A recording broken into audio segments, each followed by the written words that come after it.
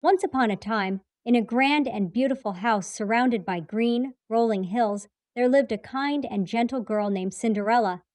Her days were filled with laughter and love, for she had a wonderful father and a caring mother who adored her.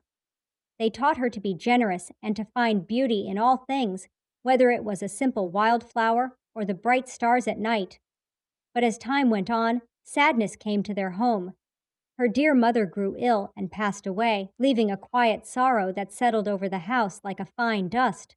Her father, hoping to bring joy back into their lives, soon married again. He chose a woman with two daughters of her own, two girls who were boastful and selfish, their hearts as cold as the winter wind. Not long after, Cinderella's father also fell ill and died, and with his passing, the peace of the home was shattered forever. The stepmother, now in charge of everything, showed her true colors. She was cruel and unkind, and she and her two daughters, named Anastasia and Drizella, treated Cinderella with disdain. They took her beautiful dresses and gave her only old, worn out rags to wear. They made her clean the house from top to bottom, polish every piece of silver until it shone, and scrub the floors on her hands and knees. They forced her to sleep in a cold, dusty room in the attic and to eat her meager meals in the kitchen by the hearth. The cinders and ash from the fireplace would often cling to her clothes and hair, and so the stepsisters began to call her Cinderella, a cruel name that stuck fast. Despite their relentless cruelty, Cinderella's spirit remained unbroken. She found comfort in the tiny mice and birds that lived in the house and the garden, and they became her truest friends. She would talk to them as she worked, and they would listen to her stories with their small, bright eyes, chirping and squeaking with empathy. Her days were long and hard, but she held on to the memory of her parents' love, and it kept her heart warm and kind. She often dreamed of a better life, where she might one day be free from the endless chores and the scorn of her stepfamily. But for now, she simply worked and waited, finding small moments of peace wherever she could. One day, a grand announcement was delivered to every home in the kingdom. The prince, who had just returned from his travels, was hosting a magnificent ball at the palace. Every maiden in the land was invited, for the prince was seeking a bride. The news brought a flurry of excitement to Cinderella's household.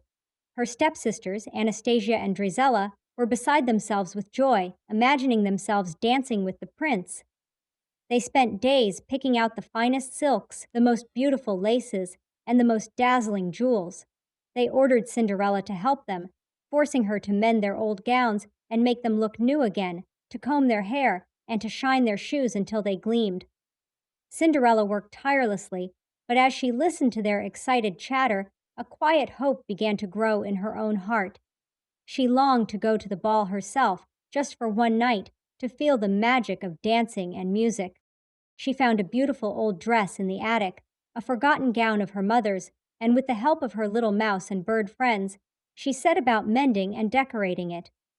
They worked together, sewing tiny ribbons and colorful beads onto the simple fabric, transforming it into something truly special. But on the night of the ball, as Cinderella descended the stairs in her newly mended gown, her stepmother and stepsisters saw her. They erupted in cruel laughter, tearing her dress to shreds and mocking her foolish hopes. With her beautiful dress in tatters, Cinderella ran out to the garden, her heart completely broken, and she wept beneath an ancient willow tree. As her tears fell, a soft, warm light began to glow. Standing before her was a kind elderly woman with a gentle smile and a wave of her magic wand. It was her fairy godmother. With a few simple words of comfort, the fairy godmother told Cinderella not to despair. With a graceful flick of her wand, she turned a pumpkin into a magnificent golden carriage. 4 mice became 4 splendid horses, a rat became a coachman, and a lizard became a footman. And then, with a final, magical wave, Cinderella's torn and shabby rags were transformed into a breathtaking ball gown of glittering silver and gold, and on her feet appeared a pair of the most exquisite glass slippers. The fairy godmother had only one condition: she must return home by the stroke of midnight, for at that exact moment the magic would vanish completely. Cinderella arrived at the ball, a vision of beauty and grace, and no one recognized her. The stepsisters and stepmother mistook her for a foreign princess, while the prince, captivated by her radiant charm, saw only her. He asked her to dance, and they danced all evening, lost in a world of their own. Cinderella felt like she was floating on air, completely forgetting her troubles and the time. But as the clock began to chime, the first stroke of midnight echoed through the hall. With a gasp, Cinderella remembered her fairy godmother's warning. She tore herself away from the prince's arms and fled, racing down the palace steps and into the night. As she ran, one of her glass slippers slipped from her foot and was left behind on the stone steps. The prince, heartbroken that his mysterious love had disappeared, found the single glass slipper. He declared that he would search the entire kingdom for the maiden it belonged to. He would marry no one else.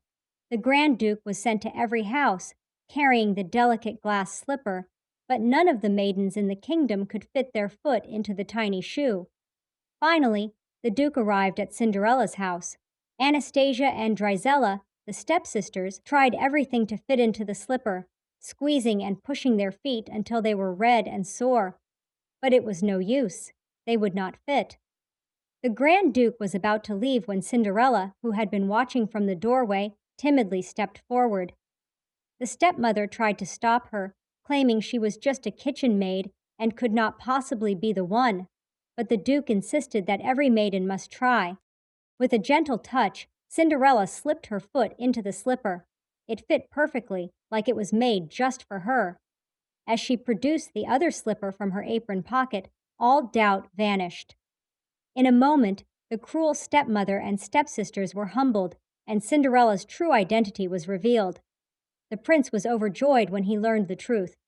He came to her home and took her hand, and they were married in a magnificent ceremony. Cinderella and her prince lived happily ever after, their days filled with the love and kindness she had always deserved. And she never forgot her dear friends, the mice and birds, who had helped her in her darkest hours.